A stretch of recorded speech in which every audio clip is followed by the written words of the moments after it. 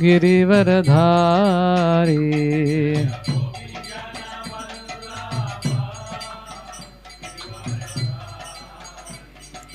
गोपी जन वल्लभ गिरिवरधारी।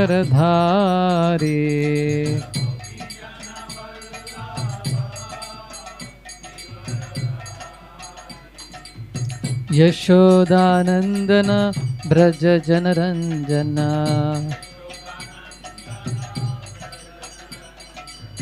यशोदानंदन ब्रज जनरंजन।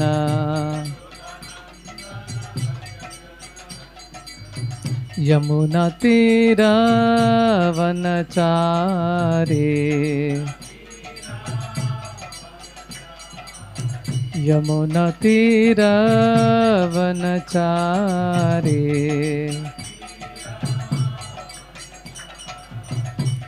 जय राधा माधव कुंज बिहारी।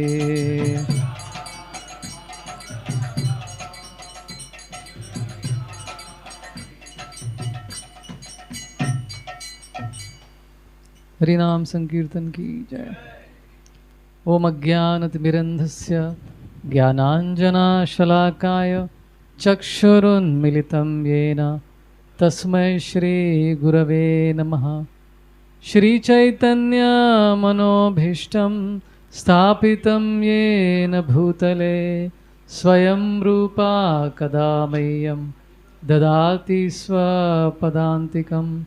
वन्देऽहं श्रीगुरो श्रीयुतापदकमलं श्रीगुरुं वैष्णवांश्च श्रीरूपां साग्रजातां सहगना रघुनाथान्वितां तं सजीवं साद्वैतं सावधूतं परिजनासहितं कृष्णचैतन्यदेवं श्रीराधा कृष्णपादान् सहगना ललिता श्रीविशाखान्वितांश्च।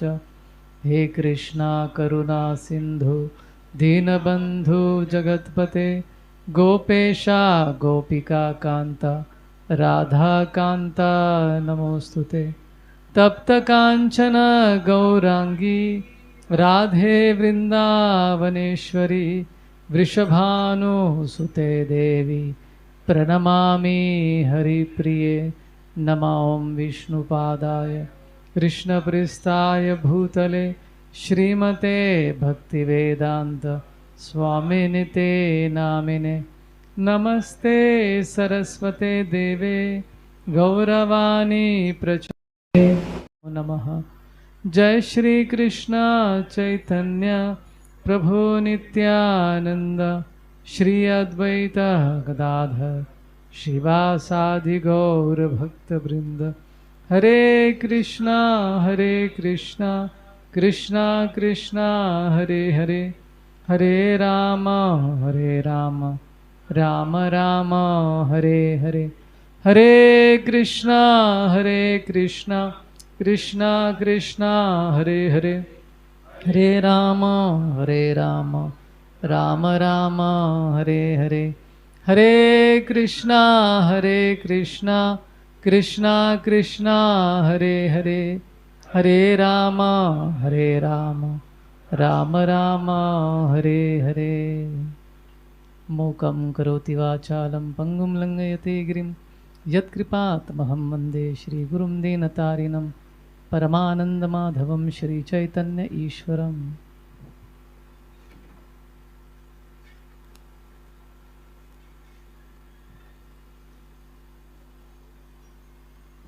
जय श्री नरसिंहदेव भगवान की।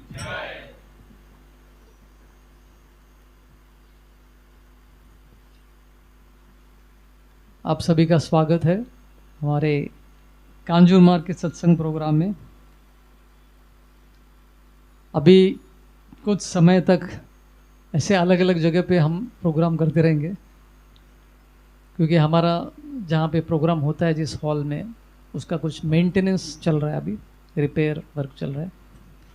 तो विजय यादव प्रभु ने उनके यहाँ पे परमिशन दिया है यहाँ पे प्रोग्राम करने के लिए आज के लिए। अगले हफ्ते में भी शायद यहीं पे रहेगा, फिर उसके बाद वाले हफ्ते में कहाँ रहेगा वो आपको बताया जाएगा। तो हरे कृष्णा। तो कल नरसिंह चतुर्दशी का त्यौहार है, मंदिर में हम लोग मना रहे। तो नरसिंह भगवान की कथा होगी, नरसिंह भगवान का अभिषेक भी होगा, प्रवचन होगा, कीर्तन होगा। तो मंदिर में भी आप सबको स्वागत है, आप सब आ सकते हैं मंदिर में। सवेरे प्रोग्राम है कल, सवेरे भी है कथा और शाम में भी है, शाम में अभिषेक रहेगा मंदिर में। तो लॉर्ड नरसिंह देव भगवान जो है बहुत ही स्पेशल है इस्कॉन के भक्तों के लिए। छोटे बच्चे सबसे पहले जो भजन सीखते हुए नरसिंह आरती बड़े आसानी से सीख लेते हैं, कोई उनको सिखाता भी नहीं, लेकिन ऐसे ही प्रोग्राम में अटेंड करते करते बच्चे सीख जाते हैं। कभी कभी बड़े भी नहीं सीखते लेकिन बच्चे सीख लेते हैं, तो स्पेशल है।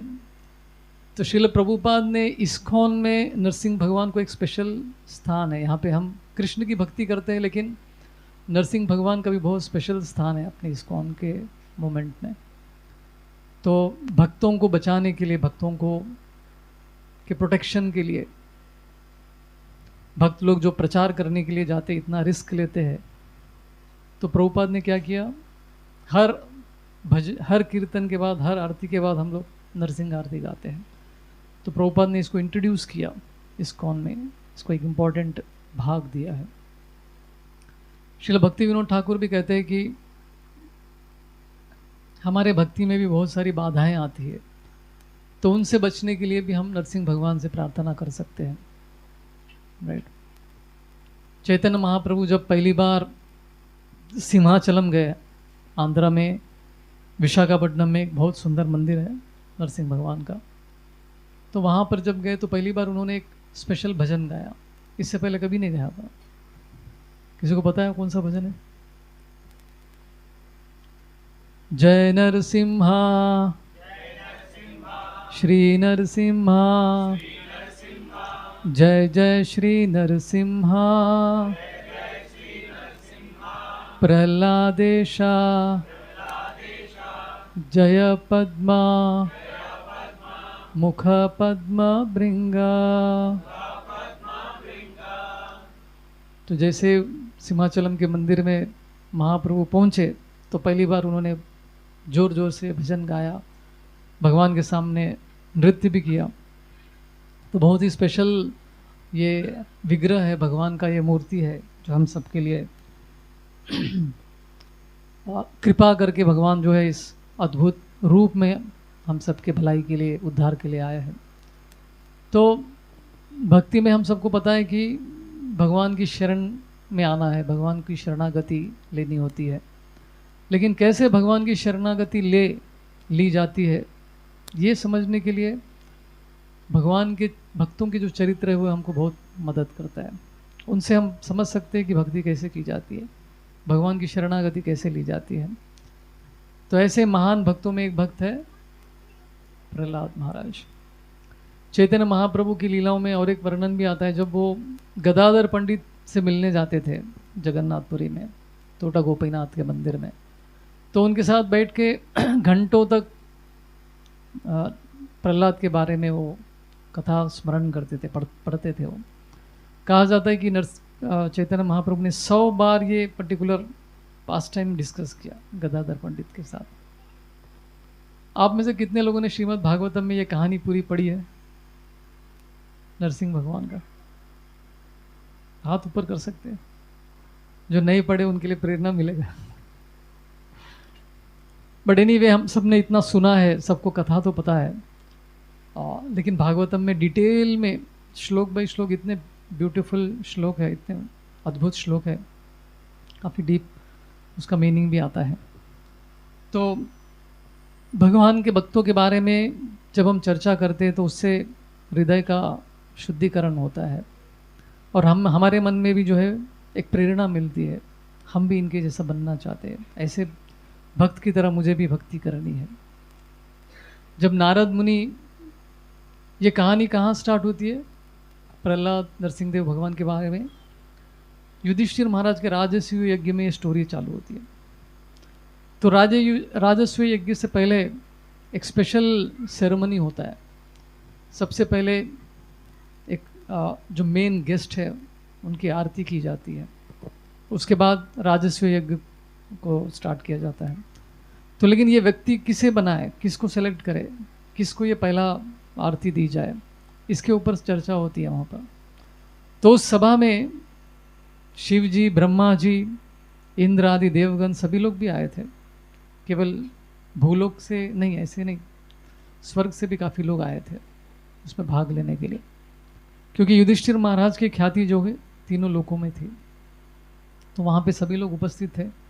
तो चर्चा चल रही थी कि कौन है यहाँ पे सबसे फेमस व्यक्ति।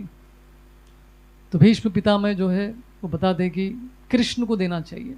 तो उन्होंने डिक्लेयर कर दिया Krishna is the most famous, सबसे ज़्यादा फेमस व्यक्ति वही है, उनको ये स्पेशल आरती देनी चाहिए करके। सहदेव, नकुल भी कृष्ण को सेलेक्ट करते हैं। ऐसे बहुत सारे लोग जो है कृष्ण के बारे में बताते हैं। तो वहाँ पे एक व्यक्ति है जिसको खटकता है, सब लोग कृष्ण कृष्ण कृष्ण क्यों कर रहे हैं, तो उनको जलन होती है मन में। और वो व्यक्ति कौन थे? शिशुपाल।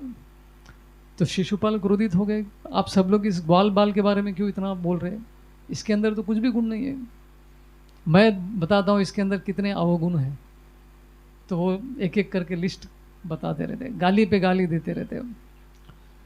तो जनरली शिशुपाल जो है जब भी कृष्ण को गाली देते तो नोट करते थे कितने बार गाली दिया। जैसे हमारा काउंटर बीट होता है ना, उनके पास भी एक काउंटर बीट था जिसमें 100 थे। एक गाली दिया तो नीचे कर देते वो कहीं भूल ना जाए करके, क्योंकि 100 के ऊपर अलाउड नहीं था, नहीं तो कृष्ण मार देंगे। तो लेकिन उस दिन इतने प्रवाह में आ गए, इतने फ्लो में आ गए थे, वो भूल ही गए काउंट करना। कुछ समय के लिए काउंट किया, बाद में भूल गए। अरे तो कृष्ण के प्रति काफ़ी उन्होंने अपराध कर दिया था उस दिन। तो जैसे 100 कंप्लीट हुआ उनका कोटा, कृष्ण ने उनके सर को शरीर से अलग कर दिया सुदर्शन चक्र द्वारा। तो जैसे शिशुपाल की हत्या हो गई, उनकी मृत्यु हो गई, उनके शरीर से जो आत्मा निकल के कृष्ण के शरीर में चली गई। तो ये अद्भुत दृश्य सबने देखा, सब लोग आश्चर्यचकित हो गए। तो युधिष्ठिर महाराज वहाँ पर जो उपस्थित थे, नारद मुनि उनसे प्रश्न करते हैं कि ये तो इतना ईर्ष्या था इसके मन में कृष्ण के प्रति, कृष्ण से इतना नफरत करते थे, लेकिन इनको ऐसी गति कैसे मिल गई। तो ये प्रश्न युधिष्ठिर महाराज करते नारद मुनि से, राइट। तो ऐसा है तो लोग कहेंगे कि कृष्ण तो पार्शल है, ये तो तरफदारी करेंगे किसी की करते हैं, तो इन पे हम भरोसा कैसे करें। तो ये डिस्कशन में फिर नारद मुनि जो है युधिष्ठिर महाराज को प्रहलाद की कहानी बताते हैं, और प्रहलाद के बारे में इतना गुणगान करते, उनको प्रसन्नता मिलती है गुणगान करने में। तो इस तरह से नरसिंह भगवान का चरित्र, प्रहलाद महाराज का चरित्र नारद मुनि जो है उसी सभा में उसी समय युधिष्ठिर महाराज को बताते हैं। तो वहाँ पे ये स्टोरी पहली बार डिस्कस हुआ था। तो जब नरसिंह भगवान की मृत्यु हो गई थी, उनके मरने के बाद प्रहलाद महाराज को बहुत दुख हुआ, बहुत कष्ट हुआ कि मेरी वजह से मेरे पिता की मृत्यु हो गई करके। जैसे महाभारत के युद्ध होने के बाद युधिष्ठिर महाराज भी शोक मनाने लगे कि मेरी वजह से इतने सारे लोग मर गए करके। तो तब उनको जो है भीष्म पितामह उनको शांत करते हैं। तो प्रहलाद महाराज भी इसी तरह अशांत हो गए थे, उनका मन अशांत हो गया था, मेरी वजह से जो है मेरे पिता की मृत्यु हो गई। तो उस समय पे भगवान नरसिंहदेव जो है उनको स्पेशल दर्शन देते योगा के मुद्रा में। तो योग नरसिंह के रूप में वो दर्शन देते हैं। तो वो फेमस दर्शन हम में से बहुत सारे लोगों ने ये दर्शन लिया था अभी रिसेंटली मेलकोटे यात्रा में। जब मेलकोटे हम लोग पहुंचे, वहाँ पे पहाड़ पे नरसिंहदेव के मंदिर में कितने लोग गए, यात्रा में कितने लोग आए जो भी यात्रा में आए थे, हम लोग सीढ़ी चढ़ के गए थे ना, एकदम स्टीप सीढ़ियाँ थी वो। तो वो जो है प्रहलाद महाराज को वही रूप जो है भगवान ने दर्शन दिए थे वहाँ पे, उनको शांत करने के लिए। तो वो मंदिर को फिर बाद में प्रहलाद महाराज ने ही बनाया था, तो भी एक कहानी आती है। तो अभी हम एक्चुअल स्टोरी में एंटर करेंगे, देखेंगे कि कहानी में क्या क्या होता है। तो दो भाई थे, जुड़वे भाई, हिरण्यक्ष और हिरण्यकशिपु, नोटोरियस ब्रदर्स, जगाई मदाई की तरह, एकदम पापी। ऐसा कोई पाप नहीं है जो उन्होंने नहीं किया था। लेकिन उनका जन्म देखो कितने उच्च कुल में हुआ था। दीति और कश्यप के पुत्र थे वो लोग। कश्यप की दो पत्नियां थी, दीति और अदिति। अदिति के पुत्र सभी देवतागण हैं और दीति के पुत्र सभी असुर। तो दीति के यहाँ पे दो पुत्र हुए, उनके नाम थे हिरण्याक्ष और हिरण्यकशिपु। तो हिरण्याक्ष जो नाम है, हिरण्याक्ष मतलब, हिरण्य मतलब सोना, राइट। सोने का भाव बहुत बढ़ गया, 1 लाख हो गया अभी तोला। तो हिरण्याक्ष मतलब जिसकी नज़र हमेशा सोने पे थी, मुझे सोना चाहिए, ऐश्वर्य चाहिए, तो उसको हिरण्याक्ष कहते हैं। थोड़ा आगे आ जाइए, कुछ लोग और भी आ रहे हैं। तो हिरण्याक्ष के पास बहुत बल था, बहुत शक्तिशाली था वो। अब जब किसी के पास शक्ति होती है तो उसका उपयोग करना चाहता है। किसी को मारने की इच्छा होती है, कुछ नहीं मिलता है तो दीवार पे मारता है, राइट, क्योंकि शक्ति इतनी है, कहीं तो यूज करना है। तो हिरण्याक्ष सबसे लड़ने के लिए जाता था, आपसे लड़ना है, आपसे लड़ना है। सब लोग बोलते थे हम माफ करना, हम तुमसे नहीं लड़ेंगे, तुम बहुत शक्तिशाली हो। तो एक दिन वरुण देव के पास जाते और बोलते कि आपसे लड़ाई करनी है, आप सुना है कि आप बहुत शक्तिशाली हो। तो बोलते कि देखिए मैं तो बूढ़ा हो गया, मैं तुमसे क्या लड़ सकता हूँ, तुम ऐसा करो विष्णु के साथ लड़ो, वो बहुत शक्तिशाली है। अच्छा, तो विष्णु को ढूंढने लगे, किधर है किधर है किधर है। तो फिर बाद में जैसे उसका नाम था हिरण्याक्ष, तो सोने के लालच में उसने क्या किया, धरती में सोना कहाँ मिलता है, धरती के अंदर मिलता है, समुद्र के नहीं। खान, सोने की खान बोलते हैं ना, एक्सेस नहीं है हमको, राइट।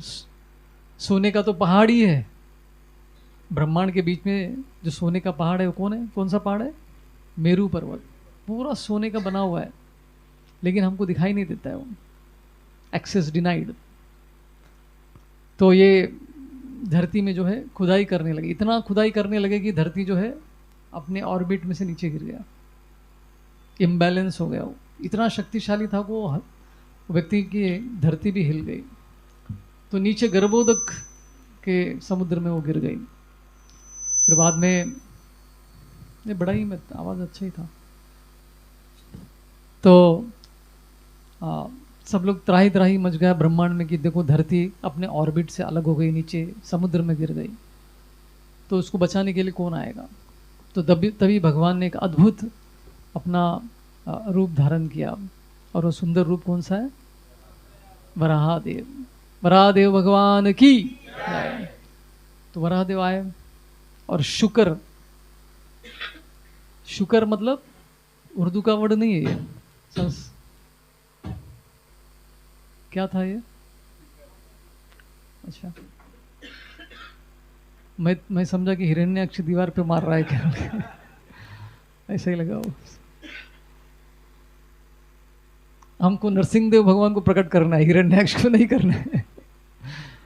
तो फिर भगवान ने ये वाइल्ड जंगली जो सुअर होता है उसका रूप धारण किया उन्होंने, और समुद्र में उन्होंने डाइव मारा, और भूमि देवी को उन्होंने बचा के फिर से अपने ऑर्बिट में उसको स्थापित कर दिया, राइट। तो इसलिए वराहदेव की पत्नियों में से एक पत्नी का नाम क्या है, भूदेवी। अब तिरुपति बालाजी मंदिर गए होंगे तो वहाँ पे सबसे पहले वराह नरसिम्हा स्वामी, राइट, भूवराह स्वामी, उनके दर्शन करना होता है, भूवराह स्वामी, सॉरी। तो इस तरह से वराहदेव जी आए, बाद में दोनों का युद्ध हुआ, काफ़ी देर तक युद्ध चला। कभी कभी भगवान भी जो है राक्षसों के साथ टाइम पास करते हैं कुछ समय एंटरटेनमेंट के लिए। ऐसा लग रहा था कि वो भी हार सकते थे, तो देवतागण थोड़ा डर गए थे। फिर बाद में वो समझ गए कि देवतागण टेंशन में आ गए, तो उन्होंने क्या किया, एक झापड़ दिया उसके गाल पे, एग्जैक्टली कान के नीचे। बोलते ना कान के नीचे दे मारा है, तो वैसे उन्होंने मारा और हिरण्याक्ष वहीं पे मर गया। तो उसके मरने के बाद हिरण्यकशिपु को बहुत गुस्सा है कि मेरे भाई का मर्डर हो गया, विष्णु ने मेरे भाई को मार दिया, मुझे बदला लेना है।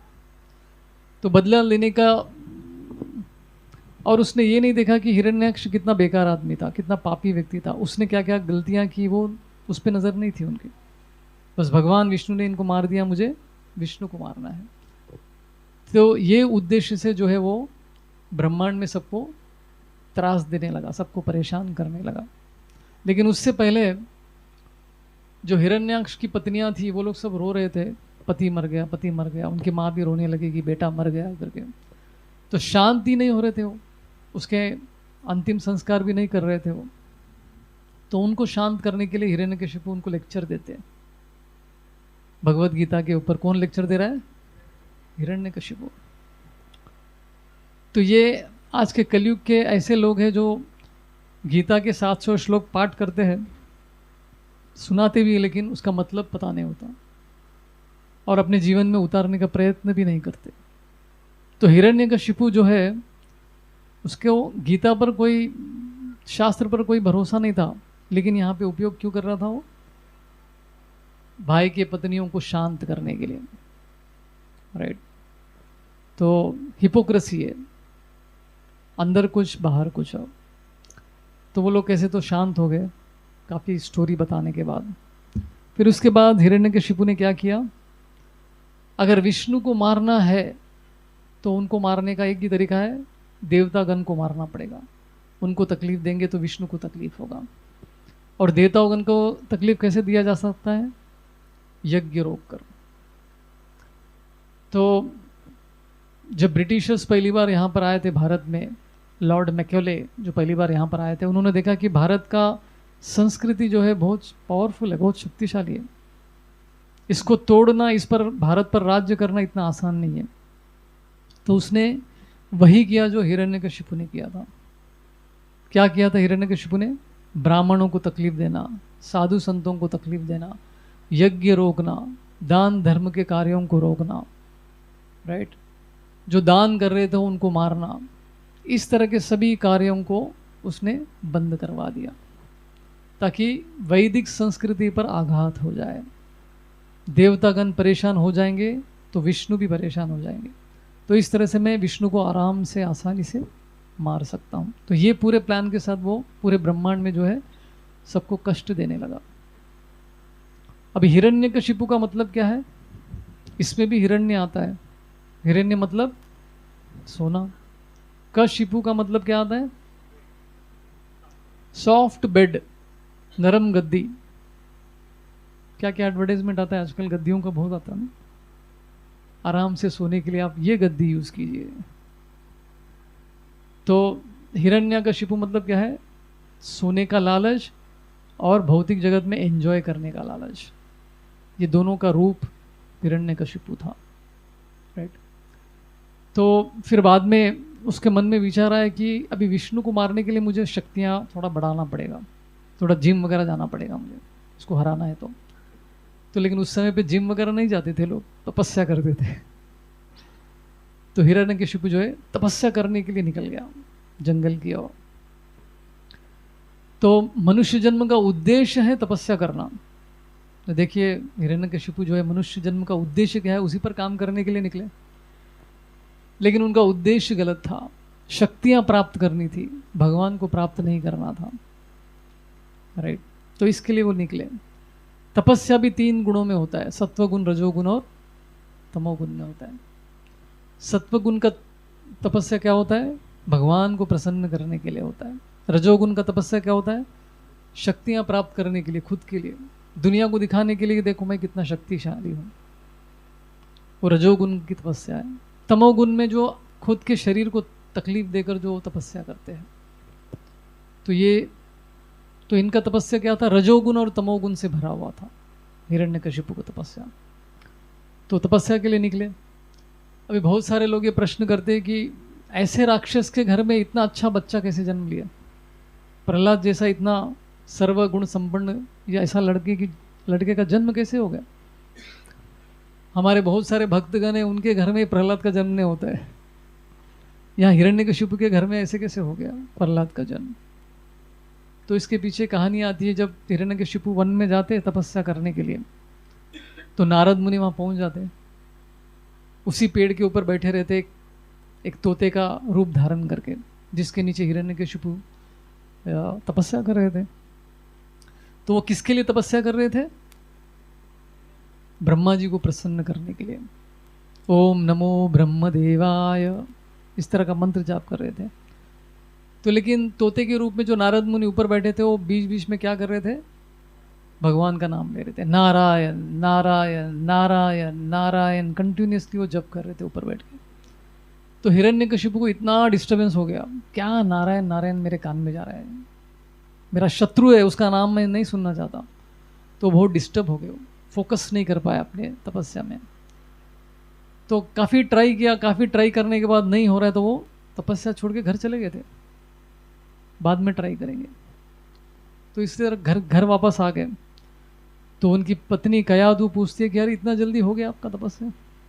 बोला नहीं नहीं, आज जल्दी छुट्टी लेकर आ गया मैं ऑफिस से। तो बोला क्या हुआ? तो कोई तो पक्षी पता नहीं कहाँ से आवाज़ मुझे डिस्टर्ब कर रहा था, नारायण नारायण नारायण नारायण करके आवाज़ आ रहा था। तो गलती से भगवान का नाम ले लेता है वो। राइट। तो भारत में जन्म लेने का ये फ़ायदा है, कोई भी व्यक्ति क्यों ना हो, किसी भी धर्म का क्यों ना हो, अपने भगवान का नाम तो लेता ही है।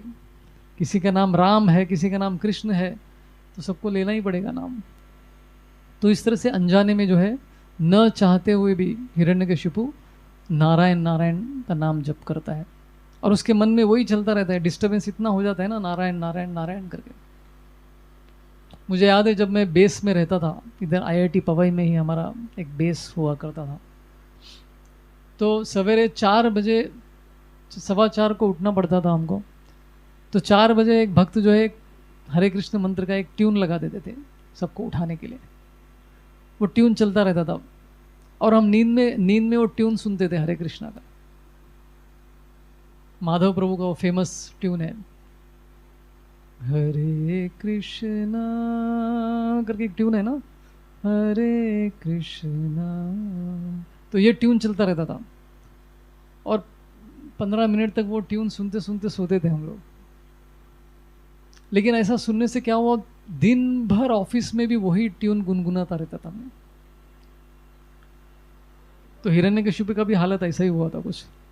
तो इतना उसने सुन लिया तपस्या करते वक्त, वो नारायण का जो शब्द था, तो बार बार उसके मन में वही गूंज रहा था।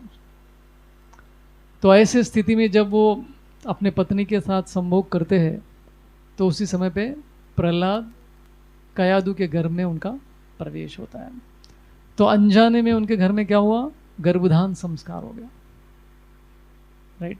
उनका गर्भाशय जो है शुद्ध हो गया, क्योंकि भगवान का नाम दोनों ये कर रहे थे। तो प्रहलाद का जन्म इसलिए उनके घर में हुआ, क्योंकि वो भगवान को स्मरण कर रहे थे न चाहते हुए भी। तो ये कहानी आती है। फिर बाद में वो गर्भवती हो जाती है, तो हिरण्यकशिपु फिर से जाते हैं तपस्या के लिए। तो इस बार उनको कोई तकलीफ नहीं होती है, तो फिर वो अपना तपस्या स्टार्ट करते हैं। तो कहा जाता है कि 1000 दिव्य युग तक ये तपस्या कर रहे थे, ओम नमो ब्रह्मदेवाय करके। और तपस्या भी कैसी, अभी तक किसी ने ऐसी तपस्या नहीं की थी, न भूतकाल में, न वर्तमान काल में, न ही कोई भविष्य में भी कर पाएगा ऐसी तपस्या। एक पैर पे खड़े हो गए और दोनों हाथ ऊपर, नहीं एक पैर पे नहीं, 2 पैर ऐसा इस तरह से खड़े हो गए और दोनों हाथ ऊपर। तो हम लोग 5 मिनट से ज़्यादा खड़ा नहीं रह सकते ऐसा। और हिरण्यकशिपु 1000 दिव्य युग तक इस तरह से खड़े रहे, खड़े ही नहीं रहे बल्कि इस तरह से वो भगवान ब्रह्मा जी का नाम स्मरण कर रहे थे, तपस्या कर रहे थे। तो इस तरह की तपस्या करने के लिए बहुत डिटर्मिनेशन की आवश्यकता पड़ती है, दृढ़ता की आवश्यकता पड़ती है। तो हिरण्यकशिपु के पास डिटर्मिनेशन काफ़ी था। एक बार एक भक्त ने एक प्रश्न पूछा किसी लेक्चर में, प्रभु जी जप करने में, भागवत पढ़ने में दृढ़ता नहीं आती है, डिटर्मिनेशन ही नहीं है हमारे अंदर। तो ऐसा नहीं कि हमारे अंदर डिटर्मिनेशन नहीं है, डिटर्मिनेशन है, लेकिन उसको गलत चीज़ों में हम लोग उसको यूज़ करते हैं। जैसे हिरण्यकशिपु यहाँ पे वो शक्तियाँ प्राप्त करने के लिए अपनी दृढ़ता का प्रदर्शन कर रहे थे। तो भगवान को भी प्राप्त करने के लिए हम इस तरह की दृढ़ता ला सकते हैं, वो हमारे अंदर है, लेकिन फिलहाल हम उसको किसी और जगह पे उसको यूज़ कर रहे हैं, वो हमारा प्रॉब्लम है। तो उसकी तपस्या जो है इतना भयंकर हो गया कि उसके शरीर में से गर्माहट निकलने लगी, हीट निकलने लगा, फायर निकलने लगा। तो पूरे ब्रह्मांड में जो है गर्मी होने लगी, भाप इतना बढ़ गया था। तो दूसरी जगह पे यहाँ पर कयादु प्रेग्नेंट थी, गर्भवती थी। तो देवतागण को पता चला कि देखो हिरण्यकशिपु की पत्नी गर्भवती है, तो अंदर लिटिल हिरण्यकशिपु होगा उनके गर्भ में, तो उसको मार देना ज़रूरी है, नहीं तो वो बाहर निकल के पता नहीं क्या करेगा। बाप ऐसा है तो बेटा सवा शेर होगा, तो उसको मार देना चाहिए, ऐसा उनका प्लान चल रहा था। तो इंद्र आदि देवगण जो है कयादु को किडनैप करके लेके जाते हैं। बच्चा जैसा ही जन्म देगा उसको मारने का उनका प्लान था। तो देखिए ये लोग राक्षस, उस समय पे राक्षसों को भी मारने के लिए वो लोग गर्भपात नहीं करते थे, बच्चे के जन्म होने तक वो इंतज़ार कर रहे थे, जैसे जन्म लेगा तब मारने के लिए तैयार थे। तो गर्भ में कभी भी बच्चे को मारना नहीं चाहिए, गर्भपात। प्रभुपाद जी कहते हैं कि कलयुग में आज जितने भी प्रॉब्लम्स है वो दो चीज़ों की वजह है। एक है गायों की हत्या करना, दूसरा गर्भपात करना। तो ये लोग उसको लेकर जा रहे थे, तभी रास्ते में नारद मुनि आते हैं, कहते हैं कि अरे कहाँ लेकर जा रहे हो इसको? बोला भाई इसके पेट में बच्चा है, पता नहीं वो कितना बड़ा राक्षस निकलेगा, जैसे जन्म लेगा उसको मारने का प्लान है। तो नारद मुनि कहते कि नहीं, आप इसको नहीं मार सकते, वो बच्चा जो है बहुत शक्तिशाली होगा, भगवान का महान भक्त होगा, उसको आप मार ही नहीं सकते, क्योंकि विष्णु उसकी रक्षा करने वाले हैं। आप टेंशन मत लीजिए, उसको मत मारिए, और वो आके आप सबका उद्धार करेगा। तो नारद मुनि की ये बातें सुन के सबको श्रद्धा थी उनको उनकी बातों पर, तो विश्वास करके वो वहाँ से चले जाते हैं। तो इस तरह से नारद मुनि कयादु को अपने आश्रम में लेकर जाते हैं और वो आश्वासन देते हैं कि आप चिंता मत कीजिए। और उस समय पे स्त्रियों के पास ऐसी शक्ति थी कि वो जब चाहे तब बच्चों को जन्म दे सकती थी, स्पेशल आशीर्वाद भी था उनके पास। तो हिरण्यकशिपु रिटर्न होने के बाद ही उन्होंने बच्चे को जन्म दिया। 1000 दिव्य युग तक वेट करती रही वो, और प्रहलाद भी अंदर, स्कूल एंड एजुकेशन सब उनका अंदर ही हो गया। तो नारद मुनि जो है रोज कथा करते थे, शास्त्र में से सुनाते थे, राइट। तो माता सुनते सुनते सो जाती थी, लेकिन अंदर जो प्रहलाद उनके गर्भ में थे वो सुना करते थे ध्यान पूर्वक, और अंदर से आवाज़ आती थी। क्या आवाज़ आती थी? करके। तो नारद मुनि समझ गए कि अंदर महान भक्त वो सुन रहे हैं मेरी बातों, तो वो अपना लेक्चर कंटिन्यू करते थे। उसी तरह से कभी कभी हम भी लेक्चर देते तो कुछ लोग सोते रहते क्लास में लेकिन कुछ लोग जगे भी रहते, तो उनके लिए क्लास कंटिन्यू करते हैं हम लोग। इस्कॉन में एक बार ऐसा हुआ था, सभी लोग सो रहे थे क्लास में, उनसे प्रेरणा लेकर स्पीकर भी सोने लगे फिर वो इतिहास में एक ही ऐसा क्लास रहेगा जहां पे स्पीकर भी सो गए थे। आशा करता हूं कि ऐसा नहीं होगा यहाँ पे, और मैं कोशिश करूंगा आप लोग न सोए। तो इस तरह से नारद मुनि जो है प्रहलाद का पूरा एजुकेशन, ट्रेनिंग, सब कुछ उनके गर्भ में ही करवा दिया था, राइट। तो हमने भी इतना सब लेक्चर सुना, इतना ये सुनते हैं, लेकिन प्रहलाद जैसे भक्त नहीं बने हम। क्यों? क्योंकि प्रहलाद ने सब सुना और बाहर आने के बाद उस पर अमल भी किया, उसको जीवन में उतारा भी, तो इसलिए वो महान भक्त बने। तो ये फर्क है हम में और प्रहलाद में, और वो ध्यान पूर्वक सुन रहे थे, तो ये इम्पोर्टेंट है। तो इस तरह से हिरण्यकशिपु तपस्या चल रही थी, और उनकी तपस्या को देखकर जो है सभी देवतागण डर गए कि भाई अभी ये पता नहीं क्या मांगेगा। तो ब्रह्मा जी के पास गए, देखिए ये आपको प्रसन्न करने के लिए तपस्या कर रहा है, तो हमारा क्या होगा? तो मैंने कहा आप चिंता मत कीजिए। तो ब्रह्मा जी को तो आना ही था क्योंकि उनका नाम ले रहे थे। तो ब्रह्मा जी उनकी इस तपस्या को देखकर बहुत प्रसन्न हो गए और ये कहा कि ऐसी तपस्या तो आज तक किसी ने किया ही नहीं है। उस समय जो किया था अभी तक किसी ने ऐसी तपस्या नहीं की। इवन रावण जो बाद में आए थे उन्होंने भी ऐसी तपस्या नहीं की थी। इतना घोर तपस्या। हाँ, कलयुग के लोग, हमारे कलयुग के मुंबई के लोग करते हैं, लोकल ट्रेन में ट्रैवल करते हुए एक पैर पे खड़े हो गए ऐसा, CST आने के लिए, विरार टू CST। लेकिन वो 1 घंटे के लिए होता है, लेकिन ये 1000 साल तक हिरण्यकशिपु कर रहे थे। तो फिर ब्रह्मा जी नीचे आके देखे तो आवाज तो आ रहा है, लेकिन व्यक्ति किधर है?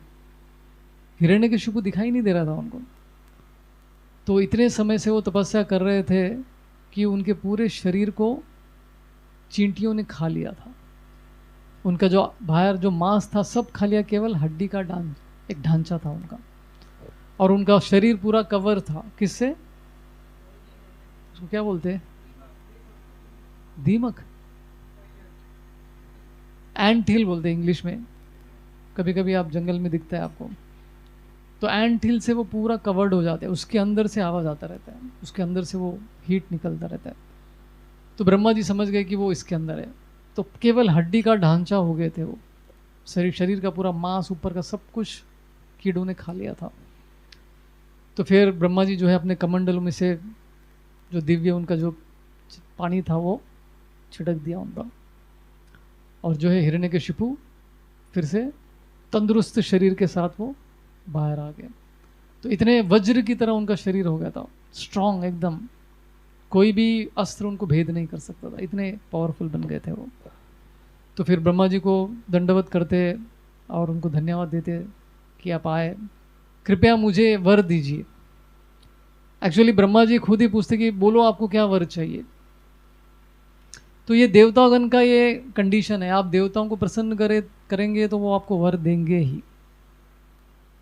तो इसलिए भौतिक जगत में आप देखेंगे कि देवताओं की पूजा ज़्यादा होता है, क्योंकि मन चाहा वर मिलता है। गणेश जी के मंदिरों के पास जाएंगे आप तो वांछा सिद्धि मंदिर, आजकल वांछा वर्ड बहुत यूज़ करते लोग, मतलब मन चाहे आपकी जो इच्छाएं सब पूरी हो जाएगी। तो ऐसे जगह पे रश बहुत होता है, लोग जाते हैं यहाँ पे। सिद्धि विनायक मंदिर, राइट, जो भी आप मांगेंगे पूरा हो जाएगा, क्योंकि देवतागण को तो देना ही पड़ता है। तो ब्रह्मा जी भी जो है उनको वो बाध्य थे, इसने मेरे लिए तपस्या किया है तो मुझे देना ही पड़ेगा।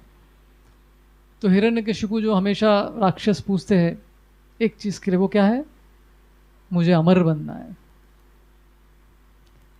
तो ब्रह्मा जी बोलते मैं खुद ही अमर नहीं हूँ, मुझे भी मृत्यु होगी, मुझे भी एक दिन मरना है, तो मैं आपको ये अमरत्व का ये वर कैसे दे सकता हूँ? संभव नहीं है, कुछ और पूछिए। तो फिर हिरण्यकशिपु अपना पूरा दिमाग लगा के, बहुत बुद्धिमान व्यक्ति था वो, तो उसने ऐसा अपना एक पैकेज बनाया, इंश्योरेंस पैकेज, इंश्योरेंस पॉलिसी उसने खुद बनाया, कस्टमाइज्ड, कि बोला कि ये अगर फुलफिल हो जाएगा तो मैं तो अमर ही हो जाऊंगा। तो अपना पूरा लिस्ट निकालता है। तो क्या क्या था लिस्ट में? कैसे मेरी मृत्यु नहीं होगी? दिन में न रात में मेरी मृत्यु होगी, न किसी अस्त्र किसी शस्त्र से मेरी मृत्यु होगी। दूसरा, न जमीन पे मेरी मृत्यु होगी, न आसमान में होनी चाहिए, न अंदर, न घर के अंदर, न घर के बाहर, न मनुष्य से, न प्राणियों से, जानवरों से। और कुछ बचा है? अस्त्र से शस्त्र हो गया था। तो इस तरह का पैकेज जो है अब प्रस्तुत करते ब्रह्मा जी के सामने। तो ब्रह्मा जी अभी वर तो देना ही है उनको, जो मांगा वो तो देना ही पड़ेगा। बोले कि तथास्तु करके उसको आशीर्वाद देते हैं। तो अभी हिरण्यकशिपु समझने लगे कि मैं तो अमर हो गया अभी, तो मुझे मारने वाला तो कोई पैदा ही नहीं हुआ, अभी कोई पैदा ही नहीं होगा, राइट। तो जब रावण भी तपस्या करता है तो रावण भी इस तरह का पैकेज पूछ सकता था, लेकिन वो घमंडी था थोड़ा। उसको लगा कि मनुष्य मेरा क्या करेंगे, तो वो लिस्ट में मनुष्य का नाम ही नहीं लेता है वो। मनुष्य को तो मैं ब्रेकफास्ट में खा लेता हूँ, उनसे क्या डर है। तो लेकिन वही मनुष्य का रूप धारण करके रामचंद्र आए थे। तो हिरण्यकशिपु बड़ा प्रसन्न हो गया। तो उसने जैसे शक्तियां मिली तो उसने क्या कर दिया, ब्रह्मांड में जो है सबको परेशान करने लगा। सबसे पहले तो स्वर्ग लोग गए और वहां पर अटैक कर दिया, इंद्र का आसन छीन लिया, इंद्र की सभा में बैठने लगे वो, राइट। तो हिरण्यकशिपु इतने पावरफुल थे, ब्रह्मा विष्णु महेश ये तीनों को छोड़कर कोई और से उनको डर नहीं था, इतने शक्तिशाली थे, राइट। इवन नारद मुनि, भृगु मुनि जैसे महान ऋषि भी हिरण्यकशिपु से डरते थे। तो इतने शक्तिशाली थे वो। और यहाँ तक कि वो टेम्परेचर को भी कंट्रोल करने लगे। अभी समर सीजन चल रहा है, बाहर इतना गर्मी है, तो समर में वो बोलते थे नहीं मुझे अभी थोड़ा ठंडा चाहिए, तो देवतागणों को ठंडा करना पड़ता था वातावरण को, राइट। तो इस तरह से क्लाइमेट के ऊपर भी कंट्रोल हो गया था। और गाय को बोलते थे कि अनलिमिटेड दूध चाहिए मेरे को, तो गाय को देना ही पड़ेगा अभी, देसी गाय। तो इस तरह से कंट्रोल था उनका। तो आसमान की तरफ अगर वो अपने आईब्रोज को इस तरह से ऐसा करते हैं ना कुछ लोग गुस्से में, फ्रोनिंग जिसे हम कहते हैं इंग्लिश में, तो इस तरह करने से देवतागण काम जाते थे डर के, भाई मेरे तरफ देख रहा है करके। इतने पावरफुल थे वो हिरण्यकशिपु।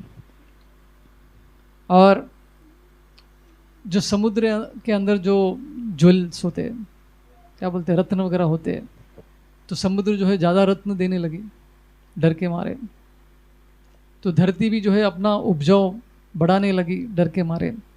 इस तरह से हर चीज़ पे वो कंट्रोल करने लगा। केवल ब्रह्मा विष्णु महेश्वर तीनों को छोड़ के बाकी सब उससे डरने लगे। इतने शक्तिशाली हो गए थे हिरण्यकशिपु। लेकिन इतना सब प्राप्त करने के बाद, इतना सब कंट्रोल होने के बाद, फिर भी अंदर से वो खुश नहीं थे, सुखी नहीं थे, राइट। तो ये भौतिक जगत का डिजाइन देखो भगवान ने कैसे किया है। यहाँ कुछ ना कुछ, सबके अंदर कुछ ना कुछ कमी होती ही है। परफेक्टली कोई है ही नहीं यहाँ पर, सिर्फ केवल भगवान के भक्तों को छोड़कर सभी लोग दुखी है। किसी के पास किसी और चीज़ के लिए दुख है, कोई और किसी और चीज़ के लिए दुखी है। सबके पास अलग अलग पैकेज है। किसी को बच्चे नहीं है करके परेशान है, और कोई परेशान है बच्चों से परेशान है। किसी को हेल्थ का प्रॉब्लम है, किसी को फाइनेंस का प्रॉब्लम है, किसी को बॉस के साथ प्रॉब्लम है, किसी को पत्नी या पति से प्रॉब्लम है, किसी को पड़ोसी के साथ प्रॉब्लम है, पड़ोसी देश के साथ प्रॉब्लम है। सबको अलग अलग प्रॉब्लम्स हैं। तो सबका कस्टमाइज्ड पैकेज है अपने अपने कर्मों के अनुसार। भगवान ने हमको लेक्चर एंड करना है क्या प्रभु जी?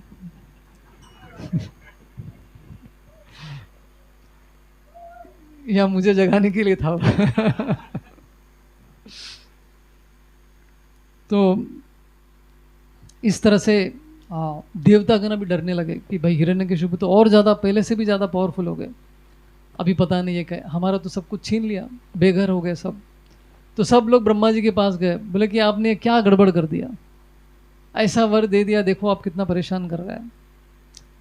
तो ब्रह्मा जी के साथ फिर सभी देवतागण विष्णु के पास जाते हैं, क्षीर सागर के पास, और भगवान से प्रार्थना करते कि भाई कुछ कीजिए, हिरण्यकशिपु से हम परेशान हैं, सब कुछ छिन गया हमारा, प्लीज़ हेल्प कीजिए, मदद कीजिए। तो भगवान का आवाज़ आता है, भगवान कहते हैं कि आप चिंता मत कीजिए, उसका एक पुत्र होगा जो मेरा महान भक्त होगा। जैसे ही उसके पुत्र को ये तकलीफ पहुंचाएगा, उनके प्रति अपराध करेगा, उस दिन इसका पाप का घड़ा भर जाएगा, तब मैं आके उसको मारूंगा। तो देखिए ये इम्पोर्टेंट है। कभी कभी हम देखते हैं कि कुछ लोग जो राक्षस प्रवृत्ति के होते हैं, हम देखते हैं कि वो लोग कितना दुनिया में परेशान सबको करते, प्रॉब्लम क्रिएट करते हैं। तो ऐसे लोग मरते क्यों नहीं? तो उनका पाप का घड़ा अभी भरा नहीं है। तो वो समय आएगा तो ऑटोमेटिकली उनका एंड भी हो जाता है। तो कभी कभी हम कुछ भी नहीं कर सकते, समय का इंतज़ार करना पड़ता है। समय बहुत पावरफुल होता है। तो इस तरह से विष्णु सबको बताते कि ये जब मेरे भक्त प्रहलाद के प्रति वैष्णव अपराध करेगा तब इसको मारने के लिए मैं खुद आऊँगा। तो वैष्णव अपराध देखो कितना खतरनाक चीज़ है। आप बड़े ही कितने भी शक्तिशाली क्यों ना हो, वैष्णव अपराध करने से आपका अंत निश्चित है, आपको कोई नहीं बचा सकता, राइट। तो ये गड़बड़ जो है आगे जाके हिरण्यकशिपु करते हैं। अभी प्रहलाद जी का जन्म हो गया, क्योंकि हिरण्यकशिपु वापस आ गए, तो कयादु ने जन्म दिया बच्चे को। तो उनके 4 पुत्र थे, समहलाद, अनुहलाद, अहलाद और प्रहलाद। 4 पुत्र थे उनके। तो उसमें प्रहलाद भी एक पुत्र थे। तो सर्वसंपन्न जो भी जितने भी गुण आप सोच सकते हैं वो सभी गुण जो है प्रहलाद के अंदर थे, राइट। इतने चरित्रवान थे, इतना उनका अच्छा कैरेक्टर था। जैसे एक बार मैं सुन रहा था कि आज के युग में आप देख सकते हैं कि माता पिता इतना संघर्ष करते, इतना मेहनत करते हैं, जॉब जाते हैं पैसे कमाने के लिए, ये सोचकर कि हम अपने बच्चों को अच्छा जीवन देंगे, राइट। सभी माता पिताओं का ऐसा इच्छा होता है कि हम पैसे कमाएं, अपने बच्चों के लिए फैसिलिटीज़ बनाएं। लेकिन इस कोशिश में बहुत सारे माता पिता एक गलती कर बैठते हैं कि बच्चों की तरफ अपना समय नहीं देते, फैमिली को समय नहीं देते हैं। तो फिर ऐसे बच्चे बिगड़ जाते हैं। तो बच्चों को चरित्र देना, इसके ऊपर ज़्यादा हमको इन्वेस्टमेंट करना है। उनके लिए धन प्राप्ति करने के पीछे नहीं लगना है। अच्छा चरित्र देंगे, अच्छा एजुकेशन ट्रेनिंग देंगे तो बच्चे अपने आप खुद को संभाल लेंगे। लेकिन ये गलती अक्सर लोग करते हैं। लेकिन प्रहलाद का चरित्र जो है महान था, क्योंकि वो जन्म से ही महाभागवत थे और भगवान को जानने की उनकी ऐसी आतुरता थी, ऐसा ईगरनेस था उनका, राइट। तो एक बार चैतन्य महाप्रभु जगन्नाथ जी के दर्शन कर रहे थे जगन्नाथपुरी में। तो वहाँ पे एक बूढ़ी स्त्री आ गई थी, तो उसको भगवान दिखाई नहीं दे रहे थे, क्योंकि जगन्नाथपुरी में अभी भी वो प्रॉब्लम है, उनके सामने जाते दर्शन ही नहीं होते। जिनका हाइट कम होता है उनको तो दर्शन ही नहीं होता है ठीक से, राइट। तो बिचारी को भगवान दिख ही नहीं रहे थे, ऐसा कोशिश कर रही थी। तो चैतन्य महाप्रभु को देखा कि इतने लंबे चौड़े आदमी हैं, 7 फीट के हैं, तो उनके ऊपर चढ़ गई वो उनके कंधे के ऊपर चढ़कर जो है भगवान के दर्शन करने लगी। तो चैतन्य महाप्रभु तो खुद सन्यासी है, तो स्त्री का स्पर्श भी नहीं करेंगे वो। तो यहाँ पे एक बूढ़ी स्त्री जो है उनके शरीर पे चढ़ गई। तो चैतन्य महाप्रभु के जो सर्वेंट थे गोविंद बोलते कि अरे क्या कर रही हो तुम, उतरो, सन्यासी के शरीर पे चढ़ती हो, शर्म नहीं आता है तुमको। तो महाप्रभु ने गोविंद को रोक दिया, बोल के रुक जाओ, देखो उसके अंदर कितनी आतुरता है भगवान के दर्शन करने की। अगर इसमें मुझे भी अगर ऐसी आतुरता हो जाए भगवान को देखने की, भगवान को जानने की, तो मेरे जन्म का उद्देश्य भी संपन्न हो सकता है, मेरा भी उद्धार हो सकता है। तो ऐसी आतुरता होनी चाहिए भगवान को जानने की, भगवान को समझने की, भगवान की भक्ति करने की आतुरता, ईगरनेस, लौल्यम। रूप गोस्वामी कहते हैं कि हमको एक ही प्राइस पे करना है भक्ति में, वो है लौल्यम, लोभ। भगवान के लिए लोभी होना है हमको, ज़्यादा से ज़्यादा जप करना है, ज़्यादा से ज़्यादा तपस्या करना है, ज़्यादा से ज़्यादा भागवतम पढ़ना है। तो इसके ऊपर हमारा लोभ होना चाहिए, ना कि धन प्राप्ति के ऊपर। तो इस तरह से प्रहलाद महाराज जो है उनको भगवान को जानने की इच्छा उनकी तीव्र थी, ये एक उनका गुण था। और उनके मन और इंद्रियों पर उनको पूरा कंट्रोल था। 5 साल का बच्चा है लेकिन पूरा माइंड और सेंसेस पे कंट्रोल है। तो ऐसे गुण थे उनके। खेल कूद में कोई इंटरेस्ट नहीं। 5 साल का बच्चा जो है हमेशा खेल कूद में लगा रहता है, और ये तो बिल्कुल इंटरेस्ट नहीं, ये केवल निरंतर भगवान का स्मरण करते थे, श्री हरि विष्णु का स्मरण में लगे रहते थे। तो ऐसे चरित्र के थे प्रहलाद महाराज। दूसरों के साथ व्यवहार कैसा करना है ये भी ज्ञान उनको अच्छे से था।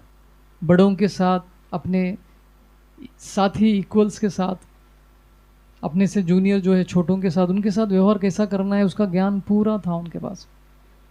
बड़ों को रिस्पेक्ट देना, आदर देना, ये सब कुछ उनके अंदर ये गुण थे। और इतने सारे गुण होने के साथ साथ एक इंपॉर्टेंट गुण जो उनके अंदर था वो है, वो नम्र थे, राइट। और हमेशा भगवान के चिंतन में लगे रहते थे, टोटली एब्जॉर्ब्ड इन कृष्णा, ये उनके गुण थे। अभी प्रॉब्लम कैसे स्टार्ट हो गया उनके जीवन में, राहु और केतु की एंट्री हो जाती है, राइट। कौन थे वो दोनों? षंड और अमर्क, जो शुक्राचार्य के पुत्र थे, ब्राह्मण, राइट। जो असुरों के जो गुरु थे शुक्राचार्य, उनके पुत्र षंड और अमर्का। और षंड और अमर्का इनका एक यूनिवर्सिटी था, उनका भी स्कूल और कॉलेज था, राइट। यूएसए कहते हैं उसको हम लोग, यूनिवर्सिटी ऑफ षंड एंड अमर्का, यूएसए। तो वो दोनों को बुलाया गया कि अभी इनको ट्रेनिंग देना है, इनको स्कूल भेजना है प्रहलाद को। तो दोनों को बुलाया जाता है, आप मेरे बेटे को लेकर जाके ट्रेन कीजिए। तो इस तरह से प्रहलाद उनके स्कूल में जाते हैं, षंड और अमर्क के स्कूल में जाते हैं। और वो तो दैत्यों का स्कूल था, वहाँ पे क्या सिखाया जाएगा? 4 रेगुलेटरी प्रिंसिपल्स कैसे ब्रेक करना है, राइट। कैसे पैसे कमाना है, बाय हुक और क्रुक, किसी भी तरह क्यों ना हो पैसे कमाना है। और कैसे लाइफ को एंजॉय करना है, राजनीति कैसी करनी है, मित्रता कैसी करनी है, शत्रुता कैसी करनी है, ये सब ज्ञान उनके स्कूल में सिखाया जा रहा था, राइट। तो प्रहलाद को इन सब चीज़ों में इंटरेस्ट था ही नहीं, क्योंकि उनका एजुकेशन, स्कूल, कॉलेज सब कुछ तो हो गया था गर्भ में ही। नारद मुनि ने ऑलरेडी उनको सब सिखा दिया था, लेकिन वो बैठे रहते थे, अभी क्या है बोल रहे, सुनना है। तो इस तरह से उनका कुछ समय ट्रेनिंग हो गया। तो षंड एंड अमर का दोनों विचार करने लगे कि अभी इसको लेके जाते हैं हिरण्यकशिपु के सामने, दिखाएंगे कि आपके बच्चों को हमने कैसे ट्रेन किया है, तो थोड़ा बख्शिश मिल जाएगा, कुछ पैसा वैसा, सैलरी बढ़ जाएगा। ये उद्देश्य से जो है प्रहलाद को लेकर आते पिता से मिलाने के लिए। तो जैसे ही सामने आते हैं बच्चा, प्रहलाद जो है उनको आदर सम्मान के साथ उनको दंडवत करते हैं, अपने पिता को बड़े नम्रता पूर्वक उनके पास में आते हैं। तो हिरण्यकशिपु जैसे दूसरे पिता होते हैं, अपने पुत्र के प्रति उनका बहुत प्रेम होता है, तो उसको अपने गोद में बिठा लेते हैं और सर पे हाथ ऐसा सहलाते हैं और पूछते हैं, क्या सीखा तुमने स्कूल में जो तुमको सबसे अच्छा लगता है, बताओ क्या सीखा। तो ये गलत क्वेश्चन पूछ लिया, राइट।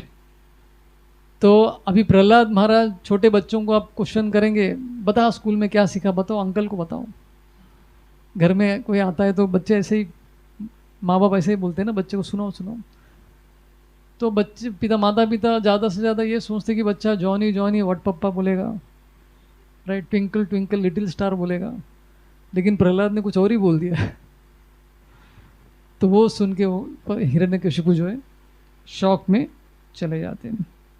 तो फेमस श्लोक है वो, तत्साधु मन्ये असुरवर्य देहिनाम सदा समुद्विग्न धियाम असद्ग्रहात् हित्वात्म पापम गृहमंदकूपम वनो वनम गतो यद्धरिमाश्रयेता। अभी जैसे ही हिरण्यकशिपु सुनता है तो वो शौक में चला जाता है, क्या बोल रहा है। तो इस श्लोक में प्रहलाद महाराज क्या बोल रहे हैं, अपने पिता को उपदेश दे रहे हैं। बेटा बाप को थोड़ी उपदेश देता है, लेकिन बेटा देख रहा है कि बाप बिगड़े हुए हैं, तो कोई पोएम बोलने के बजाय उन्होंने ये श्लोक बोल दिया। क्या बोल रहे कि आप अपना समय बर्बाद कर रहे हो, आप ऐसे अंधे कुएं में खुद के गोता लगा रहे हो जहाँ पे आपको कुछ नहीं मिलने वाला है, केवल अंधकार ही है वहाँ पर, राइट। आपका जो लाइफ है गृहस्थ लाइफ में गृहमेदी लाइफ, गृहमंदकूपम, तो ऐसा डार्क वेल है, अंधा कुआं है, जो हमको बाहर से लगता है कि अंदर पानी रहेगा, अंदर जा रहे लेकिन कुछ नहीं मिल रहा है, पानी बिल्कुल नहीं है उसके अंदर। जैसे मरुस्थल में क्या होता है, वो क्या बोलते हैं उसको, मृग तृष्णा, मृग मरीचि, ओएसिस जिसे हम कहते हैं। तो दूर से ऐसा लगता है कि वहाँ पर पानी है, लेकिन सामने जाकर देखते हैं तो वहाँ पे तो सूर्य की किरणें पड़ रही थी, राइट। तो आदमी की तृष्णा जो है वो पूरा नहीं होता है। तो इस तरह से गृहमंद कूपम में फंसे हुए हो, पाप भरा जीवन आप जी रहे हो, इसको छोड़ो और वन में जाओ, संन्यास ले लो, वानप्रस्थ ले लो और हरि का आश्रय लीजिए वन में जाकर। तो ये श्लोक जो है प्रहलाद महाराज अपने पिता को बता रहे। तो कुछ समय के लिए हिरण्यकशिपु को शौक में चले जाते कि मेरे बच्चे ने कहाँ से सीख लिया। कभी कभी छोटे छोटे बच्चे बाहर गालियाँ सीख के आते हैं, तो माता पिता शॉक्ड होते कि भैया गालियाँ कहाँ से सीख रहा है ये। लेकिन यहाँ पे ये प्रहलाद महाराज इतने अच्छे ज्ञान की बातें कर रहे थे, लेकिन उसको लग रहे थे कि ये क्या गाली दे रहे हैं। तो प्रॉब्लम हिरण्यकशिपु का था, प्रहलाद का नहीं था यहाँ पर। तो अपने बेटे पे गुस्सा नहीं करते, वो समझते कि इसको किसी ने बिगाड़ा है। तो षंड और अमर को बोलते, देखो क्या कर रहे हो, क्या सिखा रहे हैं आप लोग। मुझे लग रहा है कि जरूर शत्रु का कोई आदमी आपके स्कूल में घुस गया और वो मेरे बच्चे को बिगाड़ रहा है। सिक्योरिटी बढ़ाया जाए, इतना सिक्योरिटी टाइट करो कि अंदर कोई घुस ना सके, नहीं तो नारद मुनि जैसे लोग अंदर घुस जाएंगे और मेरे बेटे को बिगाड़ देंगे। तो ये प्रॉब्लम तब से है। ये बहुत सारे कॉलेजेस में हम लोग प्रचार करने जाते हैं तो वहाँ पे एंट्री नहीं देते हमको, सैफरन को, ये हमारे बच्चों को बिगाड़ देंगे करके। गौरांग प्रभु जब आईआईटी में प्रचार करते थे तो अंदर शिकायत हो गई थी कि ये सबको ब्रह्मचारी बना रहे हैं लोग करके। तो उनको रेड हैंडेड पकड़ा गया था एक बार प्रोग्राम लेते वक्त, गौरांग प्रभु को आईआईटी में, और तब से बैन कर दिया। हम लोग अंदर जाके प्रचार नहीं कर सकते आईआईटी के अंदर, राइट। एक बार गौर गोपाल प्रभु नायर मेडिकल कॉलेज में प्रचार कर रहे थे, वहाँ पे भी उनको रेड हैंडेड पकड़ लिया था, बोला कि आपको अलाउड नहीं यहाँ पर, उनको भी वहाँ पे भगा दिया था। तो ये जो है पहले से ये परंपरा में है। जैसे हिरण्यकशिपु जैसे लोग तो ये बंद करवाएंगे ही, राइट। अभी नायर मेडिकल कॉलेज में मैं भी जाता हूँ प्रचार करने के लिए, तो वहाँ का जो डीन है एकदम नास्तिक है, अधर्मी व्यक्ति है। तो सब बंद करवा दिया उसने। हमारा जो रूम जिस यहाँ पे प्रोग्राम होता था वो रूम भी छीन लिया हमसे। तो ये चलता रहता है। तो भगवान के नाम का प्रचार रोकने के लिए ऐसे बहुत सारी शक्तियाँ आते रहेंगी, लेकिन हमको अपना कार्य करना ही है। जैसे रशिया में प्रचार करना कितना टफ था, भगवत गीता वहाँ पे एंटर ही नहीं कर सकता था।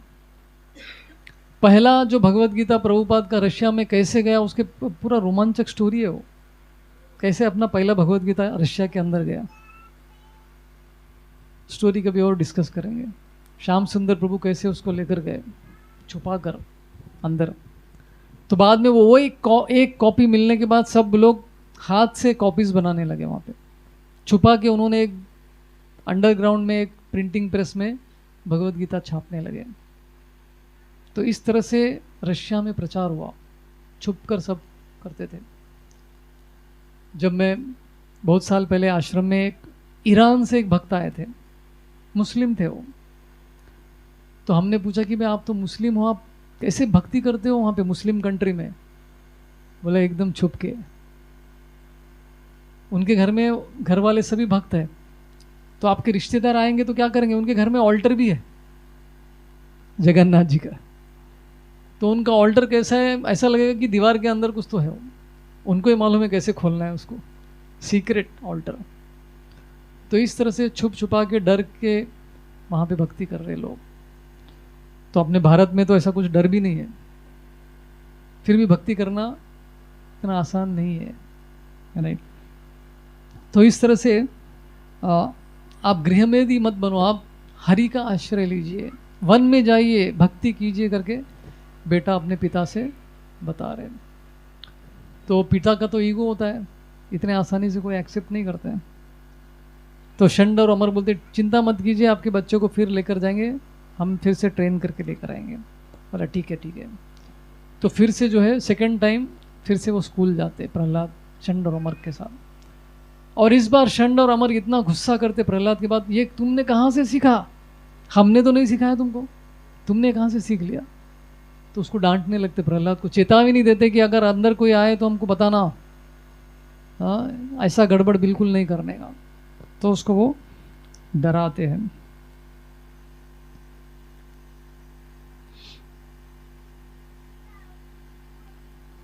और ये पूछते हैं कि तुमने ये ज्ञान कहाँ से सीखा, ये पूरा इंक्वायरी करने लगते हो।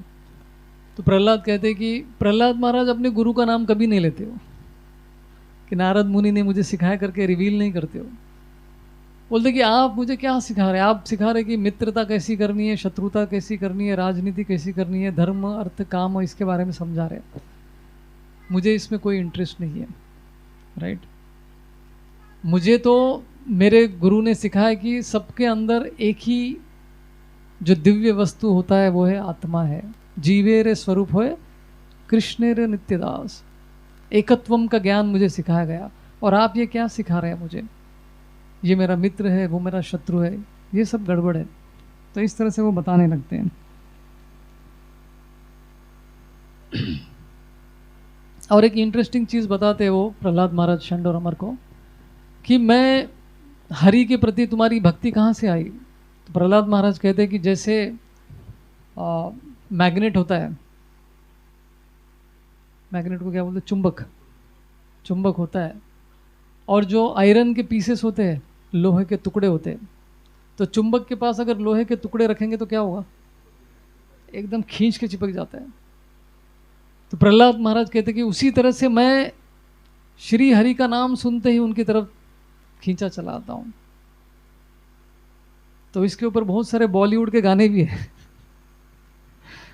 हीरो हीरोइन के बीच में प्रेम। तो असली प्रेम तो भगवान और भक्त के बीच में होता है। तो ये उदाहरण प्रहलाद महाराज अपने गुरुओं को बताते हैं। तो मेरे लिए नेचुरल है ये, मैं कुछ नहीं कर सकता, मैं श्री हरि के प्रति नेचुरली मैं आकर्षित हूँ, राइट।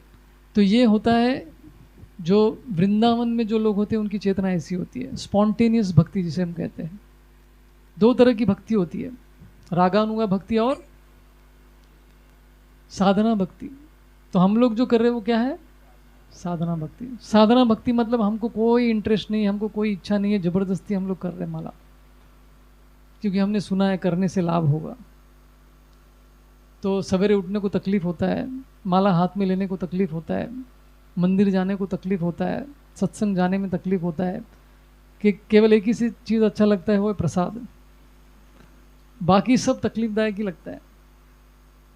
तो तकलीफ लगने के बाद भी हम जो कोशिश करते हैं तो उसको साधना भक्ति कहते हैं, right. Rules and regulations follow करते हैं।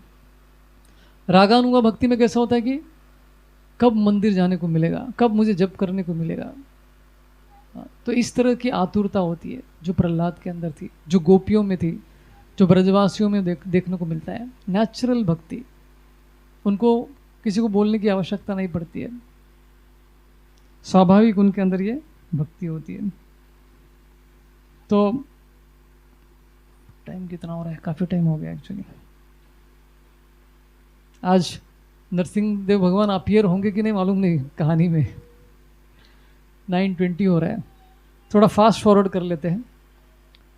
तो कुछ और समय ट्रेन करने के बाद फिर से हिरण्यकशिपु के सामने लेके जाते हैं प्रहलाद को, षंड और अमर का। तो इस बार भी वही प्रश्न करते हैं, क्या तुमने सीखा बेटा बताओ। तो फिर से गलती करते हो। तो इस बार तो डायरेक्ट प्रीचिंग करते हैं प्रहलाद महाराज। बोलते हैं श्रवणम कीर्तनम विष्णु, स्मरणम पाद सेवनम, अर्चनम वंदनम दास्यम, सख्यम आत्मनिवेदनम, इति पुंसार्पिता विष्णु भक्तिश्चेनवलक्षणा, क्रियेते भगवत अद्या तन्मन्ये अधितम उत्तमम। तो ये श्लोक, दो श्लोक एक के बाद एक प्रहलाद बताते कि कैसे विष्णु की भक्ति करनी है, नवविधा भक्ति के बारे में बताते। और ये पूछते कि तुमने सीखा कहाँ से, ये कहाँ से सीख रहे हो सब। तो अपने पिता के प्रश्न का जवाब न देते हुए बोलते कि तुम नहीं समझोगे। पिता को बोल रहे हो, मैं जो बोल रहा हूँ तुम समझ नहीं पाओगे, क्योंकि तुम्हारा मन और इंद्रिय तुम्हारे कंट्रोल में नहीं है, तुम अटैच्ड एक गृहस्थ हो, राइट। तो गृहस्थ जीवन के बारे में बोलते हैं और बोलते हैं कि तुमको तभी समझ में आएगा जब आप किसी महान भक्त के चरणों की धूली अपने शरीर पे लगाओगे। महत्पदा रजोभिषेकम, महत्पाद रजोभिषेकम। तो यही एक सॉल्यूशन है जिससे आपका कल्याण हो सकता है, भक्तों के चरणों की धूली अपने शरीर पे लगाएंगे तो इस तरह के जवाब देने लगते प्रहलाद महाराज।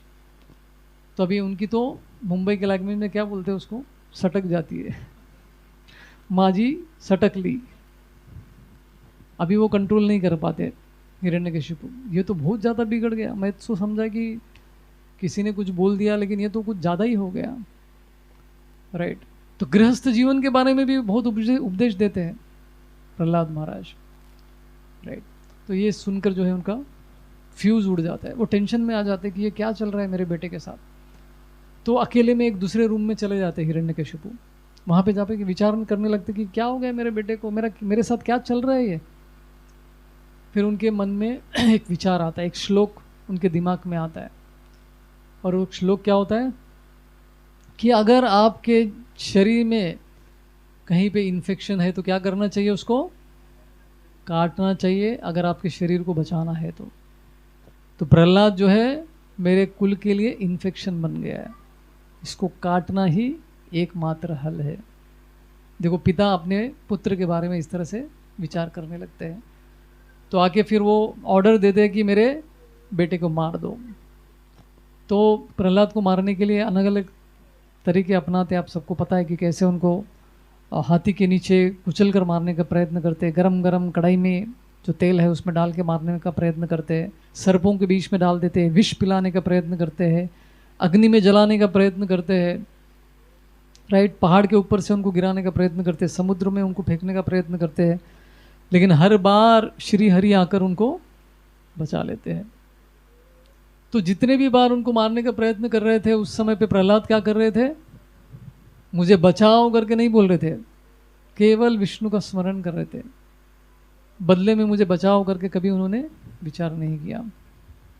मारो भी राखो भी जो इच्छा तुम्हार, इस तरह की उनकी चेतना थी।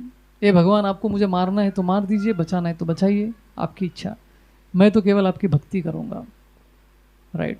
एकदम निडर, एकदम फियरलेस, अभय। भजऊ रे मना श्री नंद नंदना अभय चरणा रविंदरे। जब भगवान की भक्ति करते हैं तो हमारे अंदर फियरलेसनेस आ जाता है, अभय मिलता है हमको, डर चला जाता है। राइट। तो प्रहलाद इस तरह से उनको मार नहीं पाए, हिरण्यकशिपु प्रहलाद को मार ही नहीं पाए। फिर बाद में वो घर पे वापस आए तो ये देखकर हिरण्यकशिपु डिप्रेशन में चले जाते हैं, टेंशन में आ जाते कि ये तो मेरे से पावरफुल निकला है, मैं 1000 साल तपस्या करके ये नहीं कमा पाया, लेकिन ये अमर हो गया। देखो रियल अमरत्व कैसे मिलता है, भगवान की शुद्ध भक्ति करने से मिलता है, जो प्रहलाद ने हासिल किया है। हिरण्यकशिपु पहली बार अपने जीवन में डर महसूस कर रहा था अपने पुत्र से। बोले ये तो बहुत डेंजर है। तो फिर बेटे से ही पूछता कि तुम बिल्कुल नहीं डर रहे, तुमको शक्ति कहाँ से मिल रही है? मुझे वहीं से शक्ति मिल रही है जहाँ से तुमको मिल रही है। शक्ति देने वाला तो एक ही है, विष्णु है। तो बेचारे वो टेंशन में चले आते, बेचारा बोल नहीं सकते उनको, हिरण्यकशिपु तो बुरा आदमी था वैसे। तो फिर षंड और अमर को दिखाने गया, तो वो आते हिरण्यकशिपु बोलते आप टेंशन मत लीजिए, हम इसको फिर से लेके जाएंगे, फिर से ट्रेन करेंगे, हाँ आप चिंता मत कीजिए। तो इस तरह से फिर से तीसरी बार जो है प्रहलाद स्कूल जाते, षंड और अमर के स्कूल में। और इस बार तो हद हो गया, इस बार जाने के बाद प्रहलाद ने और कुछ ज़्यादा ही कर दिया था। जब षंड और अमर को अपने घर गए थे लंच टाइम में, तो उनके फ्रेंड्स प्रहलाद महाराज को बुलाने लगे, अरे तो हमेशा एक जगह बैठे रहते हो, चलो हमारे साथ खेलो, खेलने का उम्र है। तो प्रहलाद कहते कि नहीं नहीं नहीं, खेलने का उम्र नहीं है, भक्ति करने का उम्र है। कौमारम आचरे प्रज्ञो धर्मान भागवतान इह दुर्लभम मानुषम जन्म। बोलते कि भक्ति, भगवान की भक्ति करने का उम्र कब है? 5 साल की आयु में स्टार्ट करनी है। इस तरह से हम लोग तो बहुत लेट है, राइट। किसका है? तो बोलते कि लाइफ वेस्ट मत करो, हमारा पूरा जीवन तो ऐसे ही कितना वेस्ट हो रहा है। 50% हमारा जीवन कहाँ वेस्ट हो रहा है? सोने और खाने में। 10% जीवन वेस्ट हो रहा है अपना शुरू के 10% जहाँ पे हम लोग खेल कूद में लगे रहते हैं। हाँ, फिर 20 साल हमारे वहाँ पे नष्ट होते हैं बुढ़ापे में, और वहाँ पे हमको कुछ समझ भी नहीं आता है क्या करना है। और बाकी के 10 साल हमारे वेस्ट होते हैं भौतिक जगत के अलग अलग कार्य करने में, अलग अलग इच्छाओं को पूरा करने में, पति पत्नी की इच्छाओं को पूरा करने में, बच्चों की इच्छाओं को पूरा करने में। तो इस तरह से हमारे 100 वर्ष ऐसे ही वेस्ट हो रहे, तो भक्ति करने को कहाँ मिल रहा है आपको? तो इसलिए बचपन में ही भक्ति स्टार्ट करना है, ये प्रहलाद उन सबको ज्ञान देते हैं। तो इस तरह से प्रहलाद जो है उन्होंने अपने स्कूल में प्रीचिंग चालू कर दिया, प्रचार चालू कर दिया वहाँ पे, और सबको उन्होंने भक्त बना दिया। जितने भी दैत्यों के बच्चे थे सब नारायण नारायण करने लगे, श्री हरि करने लगे। तो षंड और अमर जो है ये देखकर उनको भी बहुत गुस्सा आता है। वो बोलते कि अभी ये तो बहुत हो गया, ये तो खुद बिगड़ा हुआ है लेकिन बाकी सब बच्चों को भी बिगाड़ रहा है। तो फिर उसको स्कूल से निकाल देते। हिरण्यकशिपु को जाके बोलते कि आपके बच्चों को हम नहीं पढ़ाएंगे, इसकी वजह से हमारा पूरा स्कूल बिगड़ रहा है, हम इसको नहीं लेंगे अभी वापस।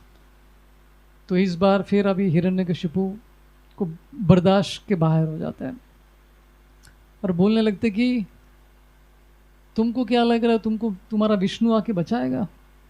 आज देखते तुमको कौन मुझसे बचाएगा, आज तुमको मैं यमलोक भेज कर ही रहूँगा। तो इस तरह से अपने पुत्र को धमकाते और बोलते देख किधर है तुम्हारा भगवान, बताओ किधर है, पहले उसको मारूंगा बाद में मैं तुमको मारूंगा। तो प्रहलाद कहते कि विष्णु तो हर जगह पे है, सर्वत्र, ही इज एवरीवेयर, यथो नरसिम्हा तथो नरसिम्हा, तो हर जगह पे है भगवान। तो कहाँ नहीं है? तो बोले कि इधर है, हाँ इधर है, इधर है, इधर है, इधर है, इधर। तो हमारे आचार्यगण कहते कि उसके महल में जितने भी पिल्लर थे सभी पिल्लरों में नरसिंह भगवान थे, पता नहीं कौन सा पिल्लर तोड़ेगा ये राइट, सब में रेडी थे भगवान आने के लिए। तो प्रहलाद बोलते कि हर जगह पे, इसमें, हाँ इसमें भी है। तो फिर हिरण्यकशिपु जो है वो पिल्लर को तोड़ते हैं और उसमें से भयंकर आवाज आता है। पहले ये आवाज सुनकर हिरण्यकशिपु बोलते हैं ये कैसी आवाज है भाई, ये कैसी गर्जना है, बहुत ही भयंकर है। फिर अंदर से भगवान का रूप निकलता है, नरसिंहदेव भगवान की। तो अद्भुत रूप, हाफ लायन हाफ मैन के रूप में भगवान जो है बाहर आते हैं।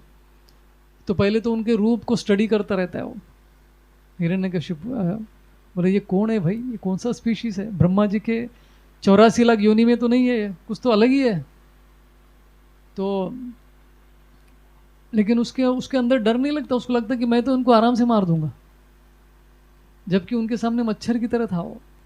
इतना बड़ा रूप, उनका सर जो है आसमान को टच कर रहा था नरसिंह भगवान के, उनके नाक जो है बहुत बड़े बड़े जो गुफा होते हैं उसकी तरह दिख रहे थे। हाँ?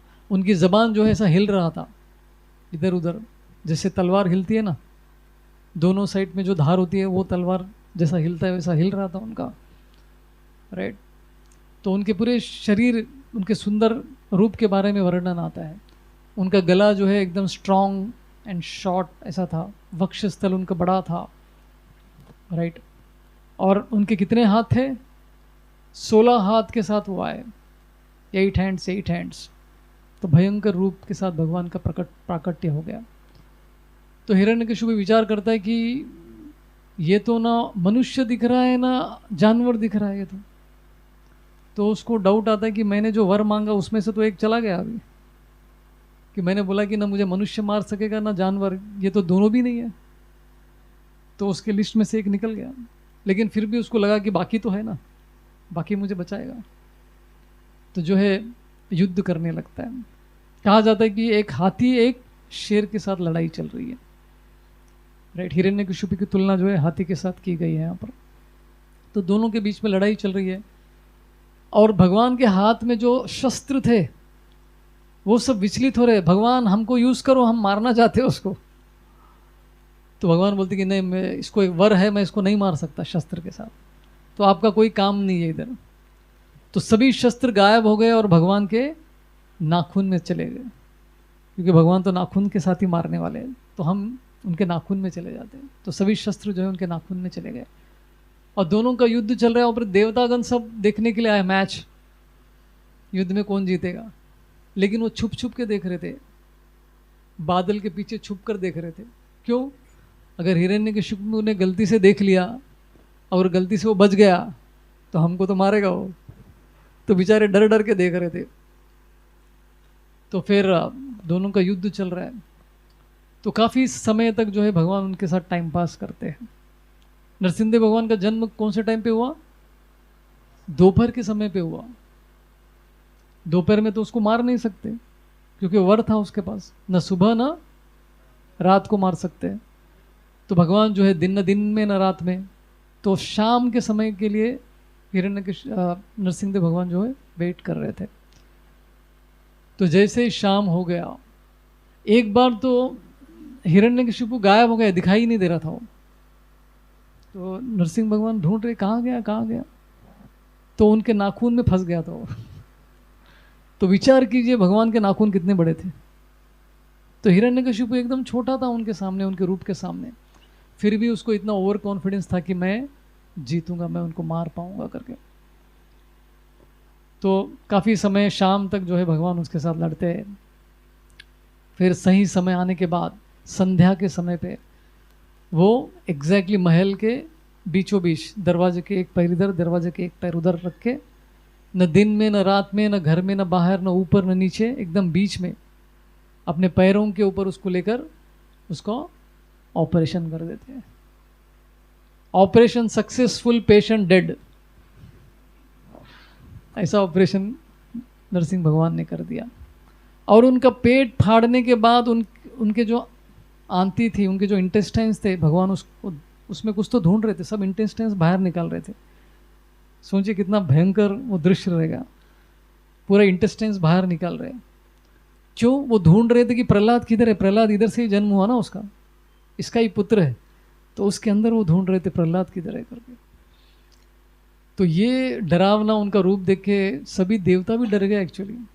भाई ऐसा रूप, ऐसा गुस्सा कभी नहीं देखा हमने। तो बड़े क्रोध में थे, जैसे ज्वाला नरसिंह बोलते हैं ना हम लोग अहोबिलम में, उग्र नरसिम्हा फॉर्म में थे वो। अभी उनको शांत करने के लिए किसी की हिम्मत नहीं हो रही थी। देवतागण दूर खड़े होकर के देख रहे, दूर से दूर दर्शन चल रहा था सबका, सामने जाने की हिम्मत किसी को नहीं हो रही थी। लक्ष्मी जी को बोला गया आप जाइए, आपके पति है, आप शांत कीजिए। वो भी डर गई, वो भी वापस आ गई, मैं भी शांत नहीं कर सकती। तो जिसके लिए भगवान प्रकट हुए उसको ही भेजते। तो प्रहलाद को बुलाया गया, प्रहलाद को बोला कि आप जाइए, आप शांत कीजिए अपने भगवान को। तो प्रहलाद महाराज कहते कि मैं तो दैत्य के कुल में जन्म हुआ, मेरा तो कोई क्वालिफिकेशन नहीं, मैं कैसे उनको शांत कर सकता हूँ। प्रहलाद ने ये नहीं सोचा कि देखो आप सब लोगों ने नहीं कर दिया, मैं करने वाला हूँ, ऐसा नहीं सोचा उन्होंने। उल्टा इतने नम्र बन गए, वो बोल रहे थे कि मैं कैसे उनको शांत कर सकता हूँ। नहीं नहीं नहीं, तुम ही कर सकते हो, जाओ। तो प्रहलाद सामने जाते हैं और नरसिंह भगवान उसको बड़े उनको प्रेम से देखते हैं और उनको अपने गोद में बिठा लेते हैं। तो यह है भगवान और भक्त के बीच में जो प्रेम देखने को मिलता है, वो यहाँ पे देखने को मिल रहा था। तो प्रहलाद को देखकर जो है उनको पूरा गुस्सा शांत हो जाता है। राइट, शांत रूप में फिर नरसिंह भगवान आते हैं। नरसिंह भगवान की। बस और 5 मिनट लूँगा क्योंकि हमने थोड़ा लेट भी स्टार्ट किया। वैसे भी नरसिंह जयंती का प्रोग्राम चल रहा है अपना, तो चलेगा ना विजय यादव प्रभु? बताओ, जस्ट 5 मिनट्स। तो फिर भगवान पूछते, मैं तुमसे बहुत प्रसन्न हूँ, तुम्हारी भक्ति से मैं बहुत प्रसन्न हूँ, बोलो क्या वर चाहिए तुमको। तो हमको अगर कोई वर मांगता है ऐसा, तो हम तो रेडी हो जाते हैं, प्रभु जी भगवान मुझे ये चाहिए, मुझे वो चाहिए। प्रहलाद ने कहा कि नहीं, मुझे कुछ नहीं चाहिए, मैंने आपकी भक्ति की है कि कोई प्राप्त करने के लिए नहीं है, मैं बिजनेस नहीं करना चाहता हूँ आपके साथ, मेरी भक्ति अहेतु की है आपके प्रति, मुझे कुछ नहीं चाहिए बदले में। फिर भी नरसिंह भगवान बोलते कि नहीं नहीं, पूछो कुछ तो पूछो। तो वो कहते कि मेरे पिता जो आपके इतने शत्रु थे, कृपया उनको क्षमा कीजिए और उनको मुक्ति प्रदान कीजिए।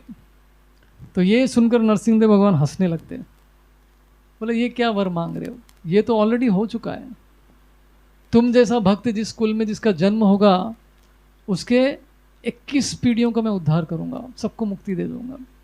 ऊपर 10 जनरेशन और नीचे 10 पीढ़ियां। तो प्रहलाद प्रसन्न हो गए। तो देखो, जो व्यक्ति आपको मारना चाहता है आप उसी का उद्धार चाहते हो, ये होता है भक्त का गुण। तो इस तरह से एक बार गौरांग प्रभु की कहानी है, बताता हूँ। 10 साल आश्रम में रहने के बाद, 10 साल के बाद आपके बाद माता पिता से मिलने के, 10 साल तक मिले नहीं उनसे, 10 ईयर्स तक पेरेंट्स से नहीं मिले थे वो।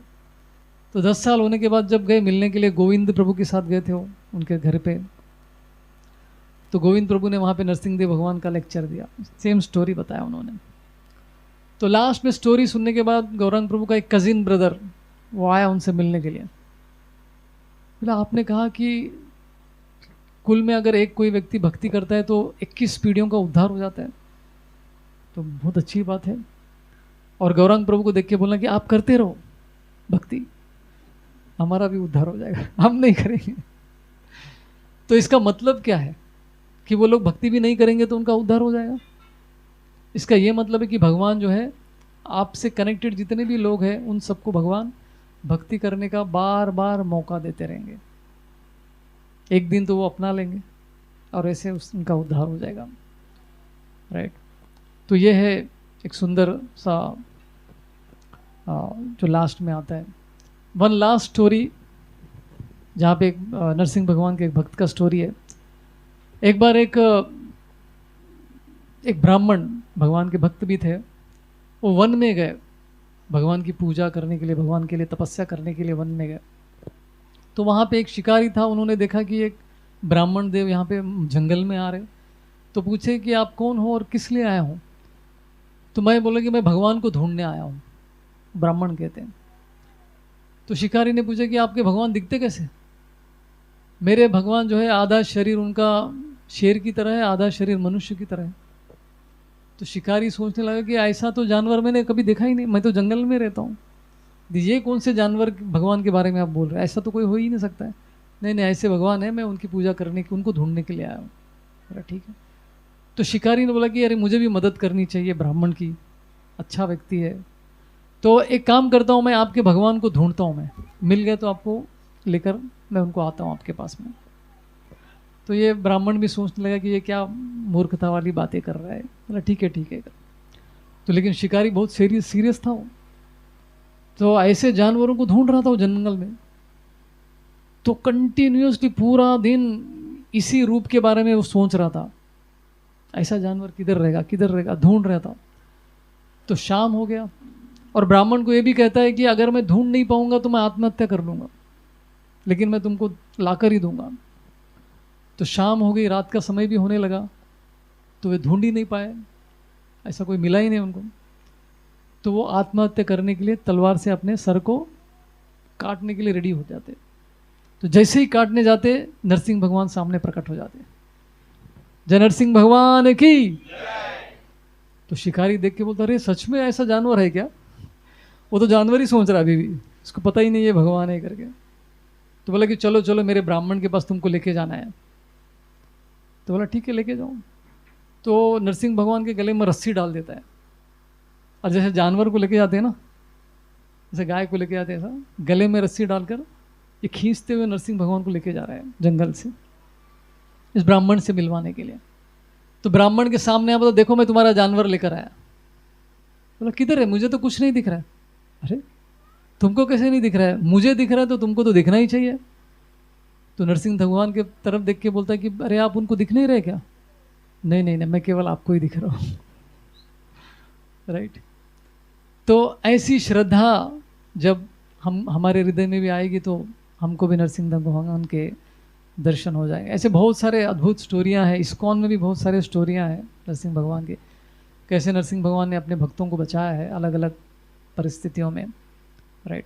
क्योंकि इस शिकारी के हृदय में इतना विश्वास था उनको, और इंटेंसली पूरा दिन जो है उन भगवान के इस रूप के बारे में स्मरण कर रहे थे वो।